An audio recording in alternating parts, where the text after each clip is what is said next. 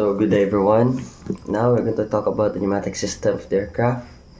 And so what is the pneumatic system? Pneumatic system is a pressurized air that moves part of an aircraft such as the ailerons, elevators, rudders, and flaps. So it is also known as vacuum or pressured air.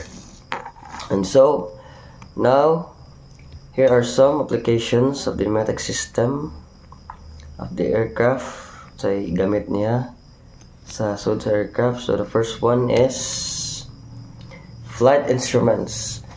Pneumatic systems power gyroscopes and instruments. So gamit ang pneumatic system labi na sa gyroscope.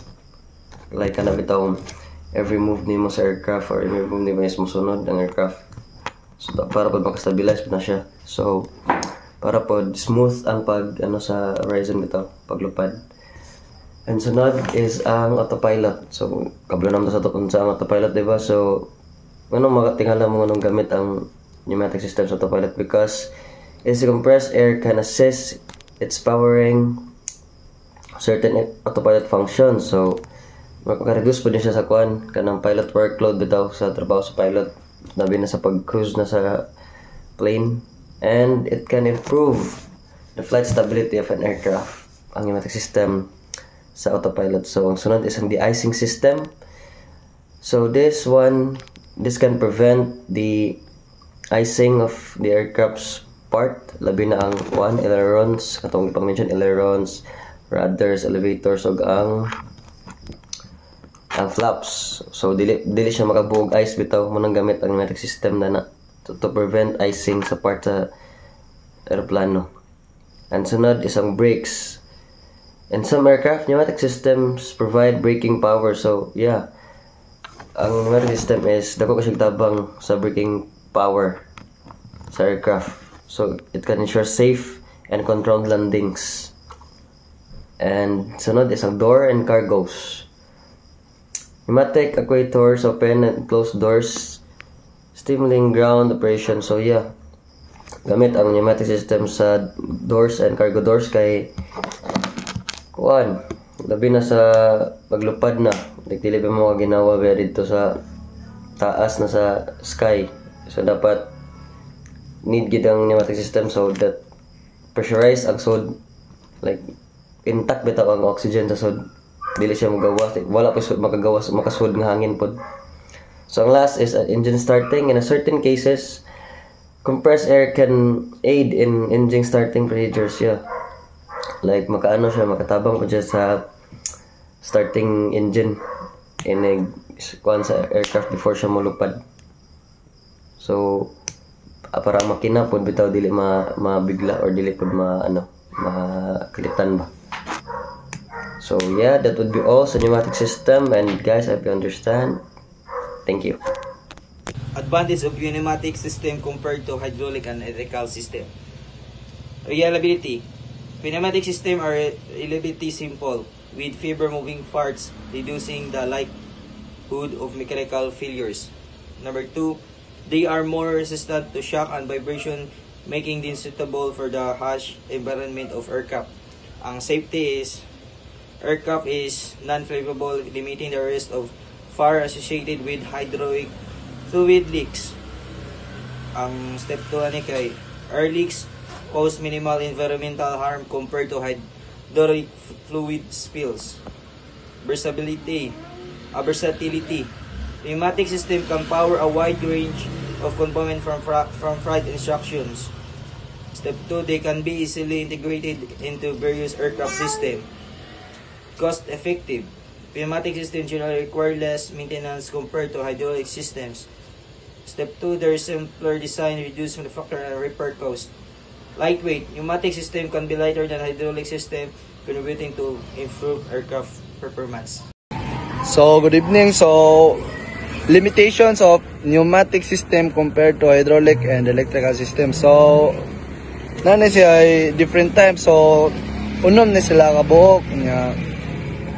The first one is low power density. So, low power densities, pneumatic system typically have lower power density compared to hydraulic systems. So, kaning low power densities, pneumatic system ni siya nga typically na siya lower power density kumpara sa ng hydraulic system. So they may not be suitable for application requiring high forces or torque. So kani siya is dili na siya suitable sa kanang, so kaning compressibility of air is maka-affect na siya sa accuracy sa kaning air. So maka-affect siya sa control o kanang precision of accuracy. So the next one is noise. So noise is pneumatic system can be noisy due to the high pressure air and the operation of valves. So kaning noise is a pneumatic system can be noisy due sa high pressure of air and the operation of valves and actuators. So the next one is environmental impact. So although air is generally considered environmental, energy consumption associated with compressing and contribute emissions. So kaning environmental impact, although mogamit siya og air sa environment niya, generally considered siya nga environmental, and kaning yang i-consumption nga energy is gikan ni sa environment na to. The next one is sensitivity to temperature and humidity. So pneumatic systems can be affected by changes in temperature and humidity. So kaning temperature and humidity is, ang pneumatic daw is kanang pneumatic system is maapektuhan siya sa pag-change sa temperature o humidity sa palibot niya, which can siya ma-affected man sila sa temperature o humidity sa palibot, maapektuhan ng ilang performance like daot, malfunction. So next one is limited control precision. So kanang limited control precision is compared to electrical systems, pneumatic system may have limitation in terms of precision and control. So kaning limited control precision is naani siya limit sa yang precision sa paggamit. So nang madugay mula pa siya sa limit, dili na precision ang yang function. So especially in fine tuning operation, so na limit og tune ni siya. So malapas og tune, mag-lead ni siya sa nang dili na accurate. Thank you. So kani siya is dili siya suitable nga i-apply for high forces or torques.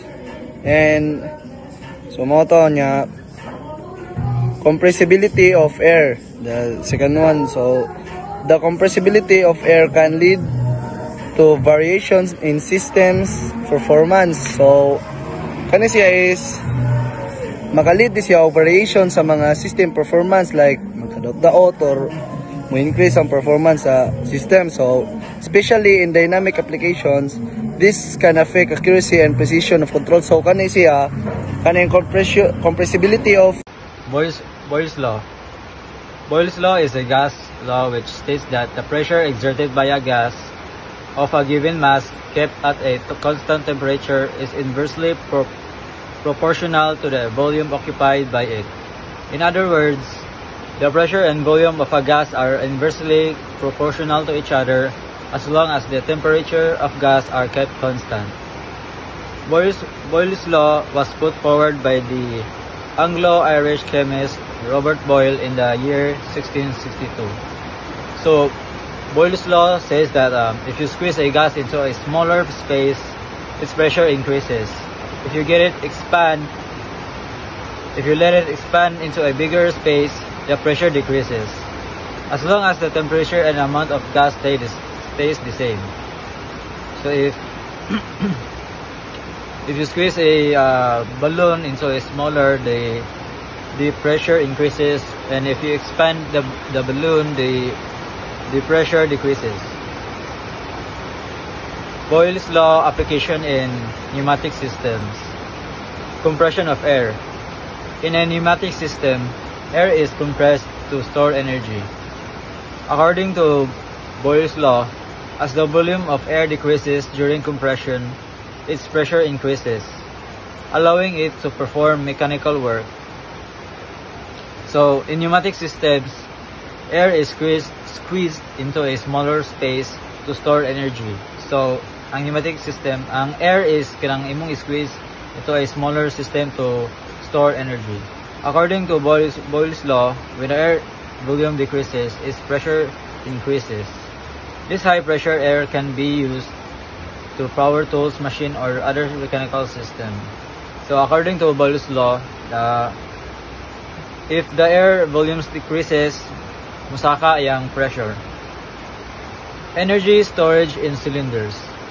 Compressed air stored in cylinders maintains a high pressure.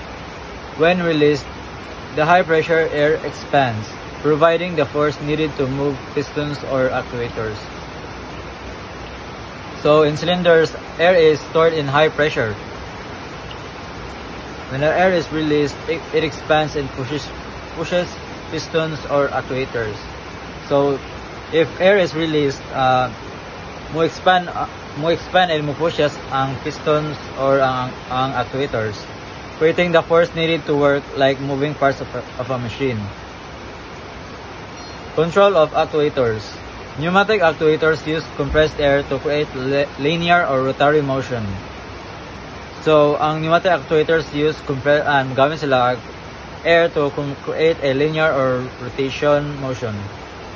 Boyle's law predicts how changes in pressure can control the speed and force of these actuators.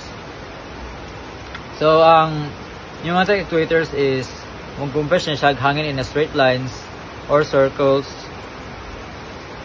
Then, it helps control how much force and speed they produce by adjusting for air pressure.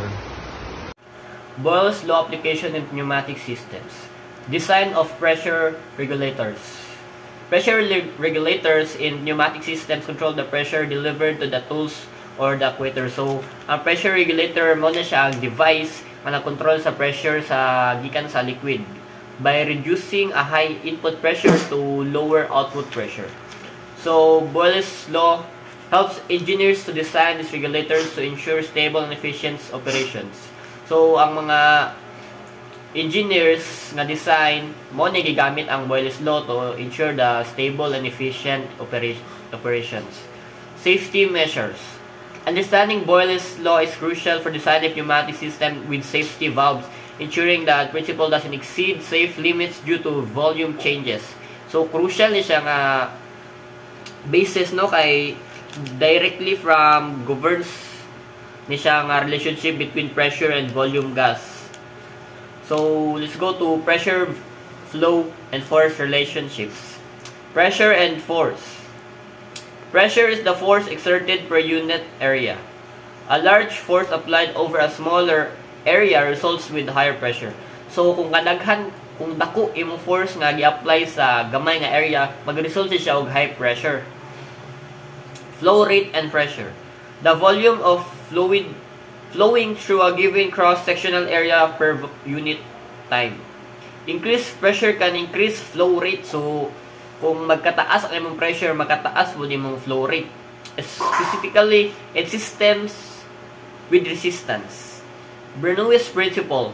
In fluid dynamics, as the velocity of a fluid increases, its pressure decreases. So, mom na ang law or principle sa atong Bernoulli's, no? If magka-increase ang fluid, magka-decrease po the pressure. The principle explains phenomena like lift generation of aircraft wings. So, muna siya maka-generate og wings, I mean lift. So, force and flow. A force applied in a fluid can alter its flow rate and direction. A moving fluid can exert a force on objects in its path. So, kung mag-flow ang fluid, maka-generate na siya force ang object sa iyang agianan. This is the principle behind wind turbines and water wheels. So, mao ni ang principle nga nasa likod sa wind turbines and water wheels. So, mao ni ang magpagana ani nila ang force and flow.